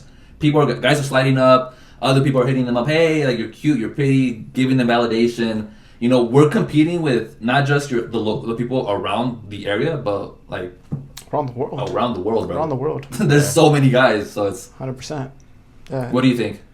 I think, like you mentioned, there is a lot of competition. When it comes to finding quality women, I think I think the guys at the top get all of the women, and the ones that suffer the most are the ones that are at the bottom. The ones that get no leftovers, no food, nothing. The ones that are at the bottom. And those are the people that usually end up settling with someone that they don't really like, or, they're kind of cool, or, meh, she's kind of cute. But real, true quality women are all being put on a platter for the men that have everything already. You know, and so that's super important, because if you, as an entrepreneur, if you're trying to find quality, then you have to be the best possible entrepreneur possible. Mm-hmm. Right? You have to be at the top of your game. But I will also pose that view and say that there are some entrepreneurs that find their wives and then they become better, right? Like, they find their partner and then they're able to triple X, 10X their business because of the correct partner that they have, the correct support. And so it's kind of like it's a give and take. I think that dating nowadays is, like you said, dating around is easy. You can, anybody, that's like easy game. And even then, I wouldn't say it's so easy for the people that aren't doing anything with their life. If you're the type of person that doesn't have anything going on for themselves, you'll find someone. It might not be the one that you like, but your standards are gonna have to be very low. You're gonna attract based on where you are as a man, though. 100%. Yeah, like you can't be expect to be 275 pounds dating a 10 out of 10 model. Supermodel. I mean, there's exceptions, but unless you got hella money. And even then, don't expect to get complete loyalty from them. Yeah. So again, you kind of have to date where you are.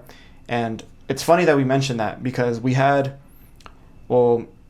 I've had some experiences where I've had friends that are in the tip-top shape, or they don't have business, or they have a regular job, and they're trying to go for this 10 out of 10. And I'm like, bro, would you date you? Like, like, look at you, like, respectfully, bro, like, look at you, bro, like, you have a lot of aspects that aren't quite up to par to the type of person that would be willing to date you. What could you change from this that would make you the type of person that would qualify to be with that person? And I think that a lot of self-analysis is important, especially as an entrepreneur. You need to know the type of person that you are. Okay, what can I do better? Can I work on my finances? Can I work on my body? Can I work on my mental space, my emotional intelligence? All that is important. And so, to answer the question in terms of dating, I would agree with you. If you're looking for quality, then you have to work on yourself first.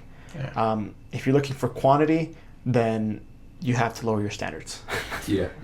You have to lower your standards. Yeah. Fair. What's your experience with, like, I know I'm just a guest, but I have a question for you guys. Yeah, that's okay. What's been your experience as an entrepreneur, as you've navigated like the starting stages of being an entrepreneur until like you are now, with like maybe being in a relationship with someone during that process? Okay. Have you noticed any difference with like back then versus now type of thing, or? Yeah, well, I'll be straightforward with where I'm at. I'm in a committed relationship, and we're building the business that we have right now together. So I think that's rare to find, and I'm very grateful to have that. Yeah, when I met her, I was already an entrepreneur. I was a personal trainer, but we were able to combine her skills with mine and launch the meal prep business, and that's where we're at right now. And how we met was like, I didn't look for her. Like, it just happened. Like, I met her at a dog park. So it's one of those things that happen naturally, and it just feels like, you know, right person, right time, like God's timing kind of thing. Yeah. So, you know, I'm very grateful for that. And yeah, I just think that goes back to, you know, I'm physically fit, you know, so she felt the need to come up to me, talk to me. So I think if I was... You think it's helped being in a relationship with her to scale your business as an entrepreneur, or? Yes, because I've been in relationships where it was the opposite. So yeah. Oh wow. Yeah, so yeah, she's supportive, and then we're building it together, like I said. So, I mean, of course, any relationship is going to demand time outside of the business. That's just, you know, something that you're going to have to dedicate regardless. But you can't really see that as a trade-off if that person is helping you build the business. And I think a lot of fear with entrepreneurs is you get with someone that isn't business-oriented, marriage, you could lose everything. Like, your whole empire is at risk, you know? And me going into the future with someone that I built this with, you know, I feel a little more comfortable there. So I don't know if that answers your question, but that's kind of my experience with the relationship I'm at now. But dating in general, I just think it's hard to find people that understand, especially at this age, that girls want the money, but they also want your time. And when you're an entrepreneur, you don't have both. It's like, all right, do you want a guy with money, or do you want a guy that has all the fucking time in the world? Because you can't have both. That is true. That is true. I think starting off, that is true. Yeah, bro. that's something that's difficult for sure. Yeah. What do you want? Pick one. You want money? You want my time? Yeah, no, and that is important. I do want to lighten up the topic about dating a little bit, because in my experience, I've noticed that dating for me has been easier as an entrepreneur. Why? Well, there's certain skill sets that you can carry to anything, right? Yeah. To dating, you can carry sales into dating. Sam knows it's a sales game, right? Because who are you selling? You're selling yourself as a person, as an entrepreneur. And so when you're able to have that skill and apply it to a different area such as dating, I think that dating becomes a lot more fun and a lot easier, you know? So it is easier to find higher quality women when you know how sales and psychology and the art of emotional intelligence works, and all of that coupled together. That in of itself has helped me meet a lot of amazing people. And I don't regret any of that. Like, I think that that's super important. Even in my journey, I think that I've learned different psychology types, different behavioral types, different approaches, different systems or strategies for dating. And I think that even in of itself was going to help me find the person that I want to spend the rest of my life with. Yeah, it's a good way to qualify. Yeah, also adding on to the benefits, I think that if you're an entrepreneur and you have something to show for it, it makes you more interesting to women as well, because you're not just another Joe Schmo working at Foot Locker, you know? Like, you have something interesting going for yourself. There's not a lot of people, especially in our age bracket, that can say they're at least somewhat successful entrepreneurs. So I think it adds that interest factor for sure. Like, oh, this guy is ambitious, which women value. Already has something going for himself. Security is big with women as well. So yeah, I think it gives you some bonus points for sure. Yeah. How do you go about like choosing the woman that you want to date? Because for me, right, I'm gonna be honest, it's like long term, I don't want my wife to be working. Like, I just like there's no need for you to work. Like, I have the money, I'll handle the family, I'll take care of all this, right? Like, you just focus on the kids and make sure that everything is fine at the house, right? How do you nowadays try to find a woman or someone? Because nowadays women are going to college, getting a degree, getting a job because they want their own career, their own life path. How do you balance that? Like, trying to, when you're talking, hey, like, I know you're studying and I know you're in school and I know you're doing X, Y, and Z, you have all these dreams and goals, like, but like, I want you as a person, but like, how would you balance that with someone? You know what I mean? Yeah, like if you're both working. Type of thing. Yeah, I think that's difficult, and society is strongly adapting to this still, because gender roles kind of disappear. It's like you can't ask your wife to cook and clean the house for you if you're both working 8 hours a day. Yeah. So Selfish I think, as long as you could find a balance where there's genuinely equal effort going into the relationship, maintaining the house, taking care of the kids, everything, then there's got to be something that works. I agree with you where I would want to be the main provider and, have my wife to be able to be the, what's the word, like, the care, Yeah. the care for the kids, the care for me. Nurturing. Of course, still have her own liberty and freedom to be her own person as well, not just be a pawn for me. But but that's the kind of family dynamic I want, more traditional for sure. So, but in general, I think if both people are working, it's a benefit for that because it's more income coming into the household. But it's up to each individual couple just to find the balance on roles. And I think it fails. Like divorce rate is at an all-time high because people struggle to find that. Mm-hmm. To answer your question, I think that you need to establish yourself first. Once you have that money, like you mentioned, you have the resources. Now you can find someone, and they have to make the choice whether they want to continue in their career path or if they want to stay at home as well. And of course, the type of person that you want to be with is going to be willing to choose to be at home with the kids and be able to be taken care of because they like you for who you are and because they're willing to make that choice. Regardless, they can have a degree. I've met women that have degrees that are still willing to settle down and be like, you know what, like I'd rather stay at home. Yeah. Sure, I have a degree in To fall back on. yeah, exactly, for them, for security, because security is important for them. Yeah. But I think if it's the right person, they're willing to agree with you. Yeah, I agree. I mean, from personal experience, like my girl believed in me. Like she quit her job to take on this business with me full time. So Yeah, and and I think but if I didn't have the business, like if I was just some jackass that said, "Oh, I want to start a business," like no, she's not gonna quit her job to start a business with me. of course, yeah, But she has to see the proof and that in of itself. exactly, you have to build your foundation and show that you're someone that's trustworthy and actually can do this before you start attracting those type of women. So 100%. So wrapping it all up, especially just coming off of that topic of gender roles, how do you find purpose as a man in today's society where the standard has just kind of shifted so much? Wow. What even is purpose as a man anymore? Yeah, that's a Purpose good question. as a Really man. good question. Purpose How do you find as purpose a man. as a man nowadays? Especially when gender roles have been kind of like eliminated. Wow, that's a good question. I would say, first, like, what would you consider to be purpose? Like, what's the definition of purpose? Well, I still think natural masculine traits definitely exist. I mean, you can't eliminate nature. Like, men are competitive, men are natural providers. Yeah. So it's just finding those things in a society that's trying to eliminate them, to be quite frank. How do you navigate that? How do you go about that? How would you define purpose? Yeah, how would you define purpose? What is purpose? Like, what makes you feel fulfilled as a man? I guess we could start That's there. purpose. That's purpose. How would you define it? Purpose. What makes you fulfilled as a man? I would say purpose along those lines. Like what is it that gets you out of bed in the morning? Like right, like purpose aligned with dreams and vision. I think those go together. So obviously there's gonna be a mixture of a lot of different things, but like different factors. But I kind of like what you said. What would you say purpose for you? Your definition. For me, I think purpose is being able, like you said, because we're natural predators. Like, what is it in the world that you are attacking so wholeheartedly that you know the end goal is going to be a good outcome for you? Like, the vision. the vision, Yeah. but also like the legacy. I think purpose is tied to legacy, Yeah. right? So in this world, what are we supposed to leave behind for the people that are going to come after us? I think that's the bigger picture of purpose, because legacy, I think, ties directly to that. Yeah. What type of legacy are you leaving for the people behind you, right? How are you going to be remembered in history? That is purpose.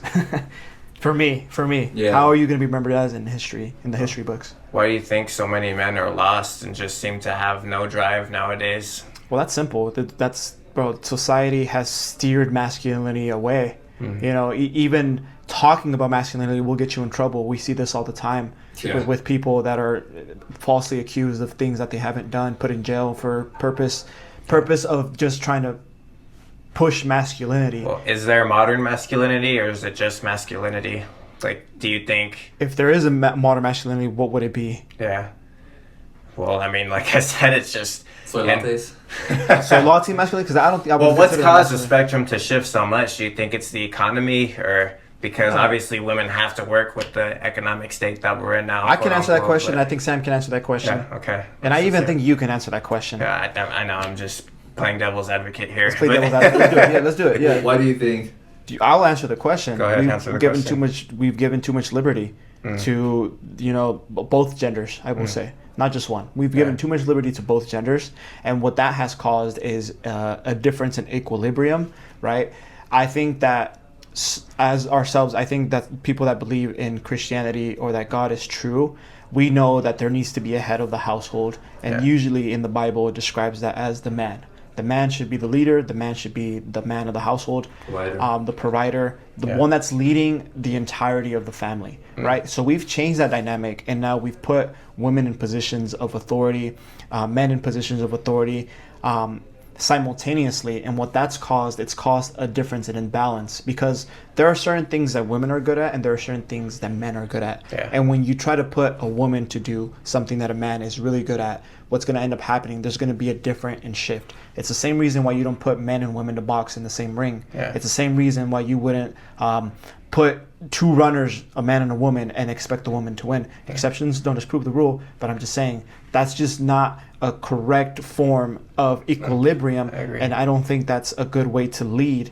And I only blame the men of modern society, because we are the ones that have allowed that to happen. I agree. OnlyFans wouldn't be a thing if dumbass men wouldn't buy it. 100%. If low IQ level men and people that don't have anything going on with their life didn't pursue the OnlyFans girls, there wouldn't be OnlyFans. Exactly. You can only blame the men for that, because the men are the ones that are buying that. Majority women aren't buying that shit.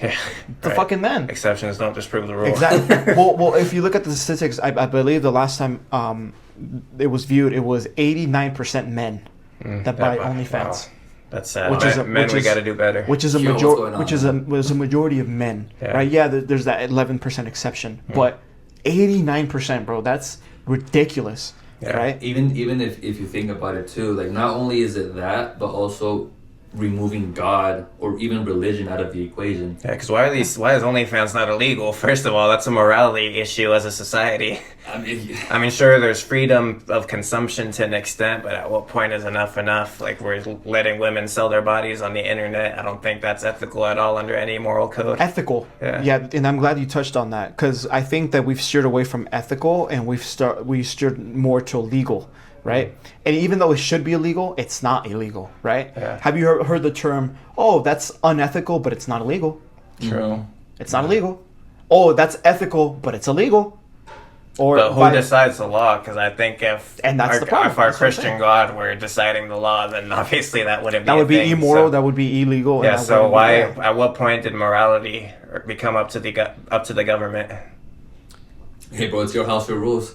Well, yeah. If you're the government, bro, and this is your spot, but they say the U.S. was founded on Christian principles. My house, and that's just disappearing. You know, it is. That's what I'm saying. Like, the moment, and I don't want to push religion on anybody, but this is like my perspective. Like, the moment they removed God from schools, from the equation, and then they just gave the freedom to do whatever you want on the terms of, like, well, what's the word I'm looking for? In the terms of, like, acceptance. Right? And like, oh, you live your life, you live your truth, right? The moment they removed that God from the equation, now men are like, oh yeah, they're willing to bow down to anything. They're willing to, like, accept any type of woman, whatever she does. Why? Because, like, it's hard for them. It's hard for them to get a woman in the first place, because they're just trash. Of, like, they don't have anything going for themselves. They're not following their dreams. You know, they're not following God. They're just doing whatever they want to do. And now look at them. Now they're living a life that they're not happy or proud of. And because they're living that type of life, women see these type of men and I don't want you. Like, why would I want you? Like, you didn't even want yourself. Why would I want you, right? So now these women are living their own life. They're doing their own little thing. They have the freedom of sexuality, freedom of expression, freedom of being a girl boss and doing whatever they want to do. That's fine and that's cool, but at what cost? Yeah. Like, that's fine and that's cool, but like, is that not creating the imbalance, like you said, 100%, with the equation of, like, hey, like, I'm a man, like, I want to take care of you because that's just my natural instinct, but you don't want me to take care of you because you want to do your own little thing. You want to be your own boss. You want to just do your own thing, be in your own little world, and then maybe me and you might be a good compatible couple. Maybe not. Well, that's why divorce rates are so high and the nuclear family is disappearing. 100%. And we tie back to even the dating spectrum, right? Women are going for those top tier men, those 1% men, right? Why? Because they are the ones that have the money. They're the ones that are highly valued and wanted by other women. They're desired. And the ones that get fucked are the ones that are in the middle or the ones that are at the bottom. Those are the ones that get most screwed, right? And what choice do they have when they can't date anyone? Oh, well, she doesn't want to date me. They don't want to date me. Okay, well, what do? Buy OnlyFans. and it's unfortunate, but the only people that you can blame is men for that. I don't blame anybody else. 100%, Men are 100%. 100% responsible for that, and I think that they are also capable of changing the tides as well. Absolutely. And something yeah. that people don't talk about, I think that there are more men that are kind of steering closer to masculinity than people think. Absolutely. Okay, yeah. because yes, we have the people that are being persecuted for even pushing those theories of masculinity, bro. But they don't know the amount of influence that these people have had on the younger generation, ourselves included, Yeah. that are under the radar right now, Yeah. and that are gonna pop up when the time is correct. Yeah. Right? Because believe it or not, after the Tates came out, after Nick Fuentes came out, after all these big names came out, I started noticing the global shift, even the global shift, because the way that it was steered was so, we were on the wrong 180, bro. Yeah. We were headed in the wrong direction. And I don't think we're 180 back, but we're definitely at that 90-degree angle where we're trying to make that change again. And I think that with time, if more people stand up, if more people talk about what the truth is, if more people are willing to be men, it will fix itself. The course will correct itself. Yeah. That's if men aren't scared to be who they are naturally, because Yeah. we've been told that it's wrong for us to want to protect and provide for those that we care and love for. That it's seen as toxic. Yeah, and How? Toxic masculinity. Bro, What is toxic masculinity? What do you mean toxic masculinity? I wanted bro? to add that masculinity isn't about degrading women, but masculinity is just about wanting the nuclear family back.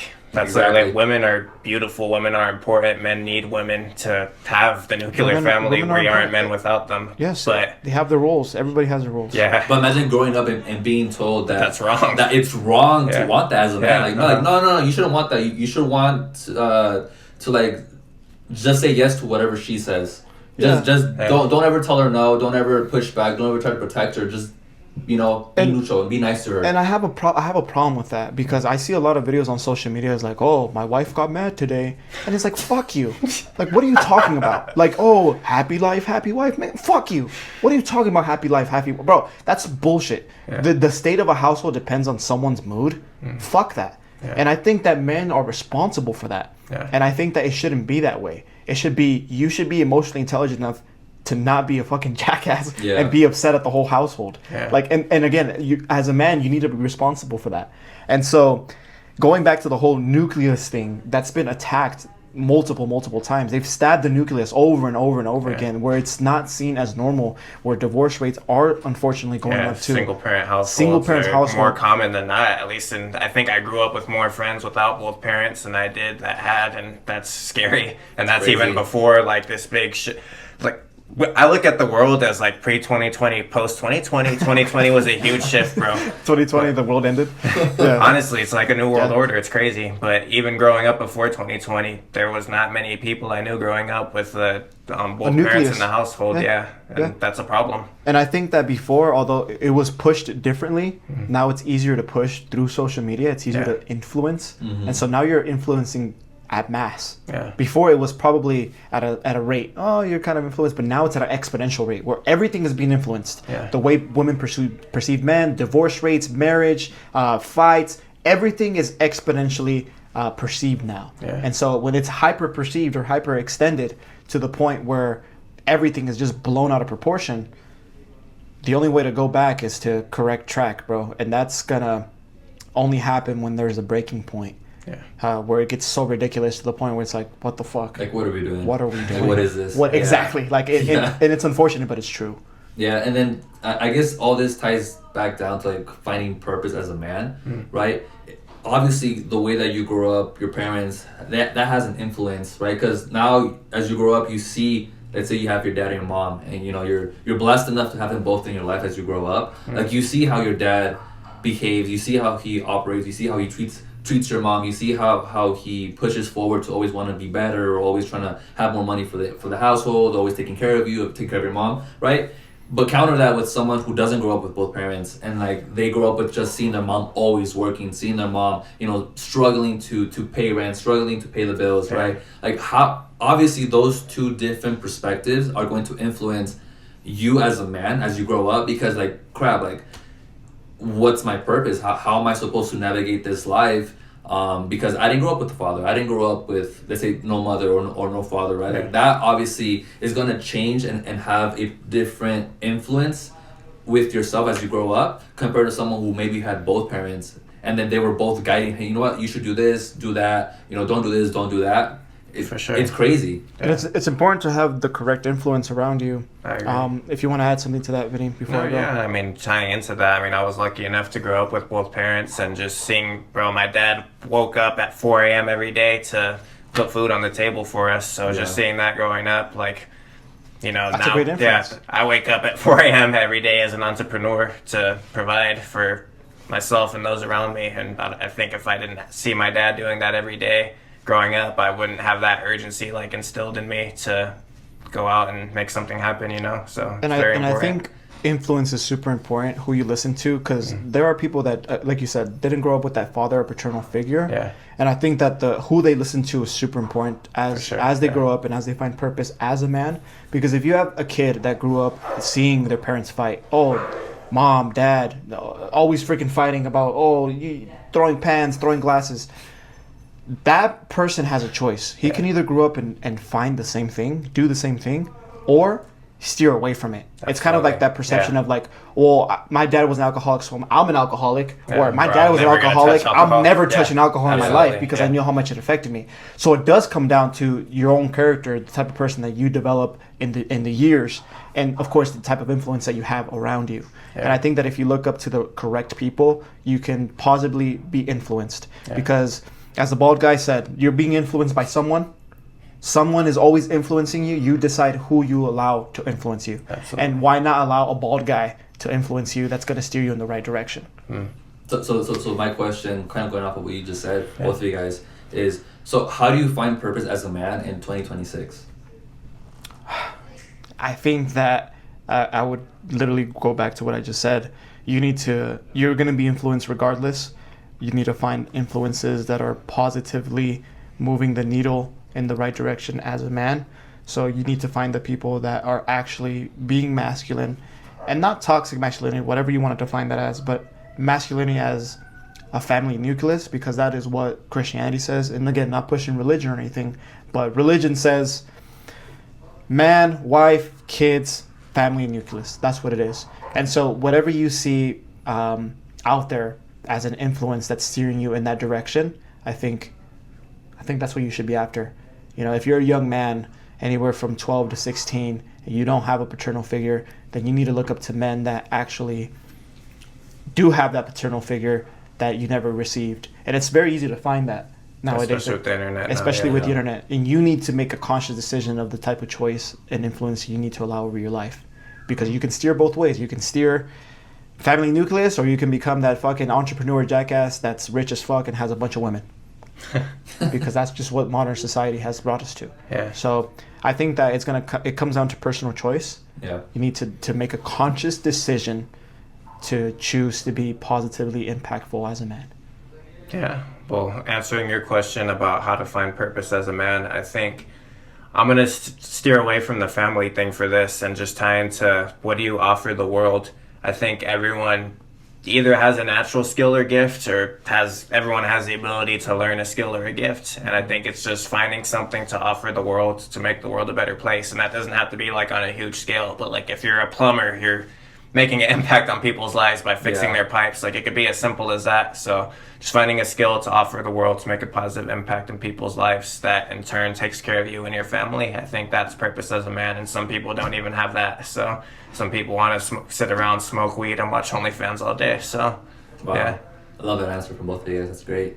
I would say, kind of like what you guys both said together, it's like, like finding purpose as a man in 2026. Because I'm assuming nowadays, like, not all of us are growing up with both mom and dad. So definitely finding a figure that you admire and look up to. Like, you know what, like, I agree with what he says, and I kind of want his type of life. I would say finding someone or something, or God, religion, whatever it is that guides you and keeps you on track. So like being the best version of yourself, to keep you accountable, and like whatever you do in life, that it's not detrimental to yourself or those around you, that you're influencing in a positive way and always helping out and always trying to protect and provide for people. I think eventually you end up finding who you are as a person, as a man, and eventually finding the purpose or the reason why you're on earth, right? Because you could be a plumber, you can be a baker, you can do XYZ, but at the end of the day, is what you're doing having a positive impact on those around you, and is it also helping you grow as a person, as a man, right? Yeah. So, it's not easy nowadays to find purpose, but I think if you stick to what we just said, eventually I would say you'll find that missing piece that is going to put the puzzle together, right? And hopefully eventually end up fixing society and everything that's going on. But Yeah. it's crazy, man. It's crazy. And we're definitely gonna need a part 2 because there's a lot we can go on. There's a Yeah. lot of Yo. questions that just arose just from that simple conversion right there. But I think this is a good place to kind of wrap it up. I think this is really good. Any final thoughts from you gentlemen that we want to add? This is definitely going to be closer to 2-hour podcast. So That was a great conversation. absolutely, Great. we want to Pleasure thank to have you, you, Sam. Sam. Thank you so Yeah. much for Thank you coming for over, having me. brother. We're gonna have you again for the next episode for sure. Let us know if you guys want me back in the comment section. Yeah. Maybe not the next episode, but sometime soon for So, sure. yeah. Well, the next episode Yeah. that we have him on. But yeah, thank you for coming, bro. Appreciate you guys. Vinny, thank you for being co-host as always, bro. Absolutely. And we'll see you next week. Yep. Thank you guys.